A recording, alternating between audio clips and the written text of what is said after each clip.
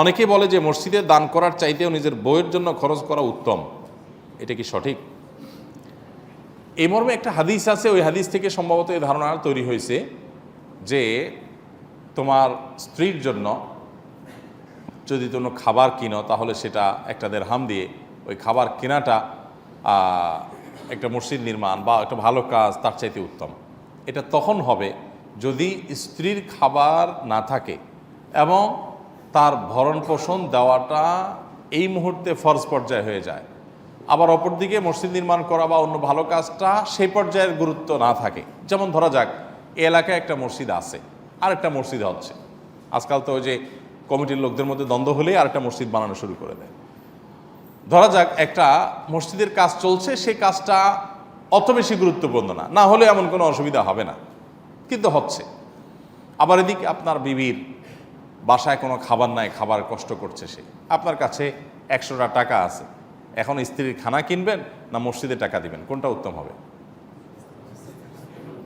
স্ত্রীর খাবার কেনাটা, কারণ এটা আপনার উপরে ফরজ এবং তার কাছে খাবার নাই। কিন্তু মসজিদে টাকা দেওয়াটা আপনার জন্য কি না? ফরজ না, কারণ এটা অন্য আরও অনেক মানুষ আছে বানাবে, তাছাড়া এই মসজিদ না হলেও এমন কোনো অসুবিধা নাই।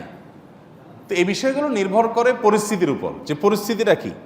যদি আপনার বাসায় বউয়ের কাছে খাবার আছে শুধু তা না, ফ্রিজ বোঝায় খাবার আছে, ফ্রিজের বাইরে বহুত ড্রাই ফ্রুট আছে, অনেক রকমের খাবার আছে, চাল ডাল মাছ সবই আছে, এরপরে আপনার কাছে 500টা টাকা আছে, 1000 টাকা আছে, এদিকে মসজিদে একটা জরুরি প্রজেক্ট চলছে, একটা কাজ চলছে। এখন এই টাইমে যদি আপনি হাদিস বানান যে ঠিক আছে বইয়ের তো অনেক পদের আইসক্রিম আছে, বাট ওই আইসক্রিমটা নাই, তাহলে আমি এই মুহূর্তে বউয়ের জন্য আইসক্রিম কিনাটা মসজিদে টাকা দেওয়ার চাইতে বেশি সওয়াব হবে, বলেন সুবহানাল্লাহ বলে আইসক্রিম কিনে বাড়িতে চলে গেলেন, তাহলে সেটা কি হবে না? সঠিক হবে না, কারণ সেটা তো আপনার চালাকি, সেটা তো শরীয়তের যে আপনার মাকসাদ সেটা না বুঝার শামিল, বিধায় এটা করা যাবে না। আপনাকে স্ত্রীর ভরণ পোষণ দেওয়াটা যদি আবশ্যকীয়তার পর্যায়ে পৌঁছে যে এখন না দিলে স্ত্রী না খেয়ে মারা যাবে বা না খেয়ে কষ্ট করবে, তাহলে তখন ওইটা আপনার জন্য বেশি উত্তম অন্য যে কোনো খাতে দান করার চাই। কথা কি বুঝাতে পারছি? কিন্তু স্ত্রীর আলহামদুলিল্লাহ মোটামুটি যা আছে সেটা আছে, এখন মসজিদের দরকার, তখনও আপনি ওই স্ত্রীর জন্যই খাবার কিনলেন, সেটা অবশ্যই সওয়াবের বেশি কারণ হবে না। হাদিসে যেটা বলা হয়েছে ওইটা হলো যে স্ত্রীটা ফরজে আইন, আপনার নিজের উপরে ফরজ, প্রত্যেক ব্যক্তির পর তার স্ত্রীকে ভরণ পোষণ দেওয়া এটা তার কর্তব্য, আর মসজিদেরটা আপনার জন্য ফরজে আইন নাও হতে পারে।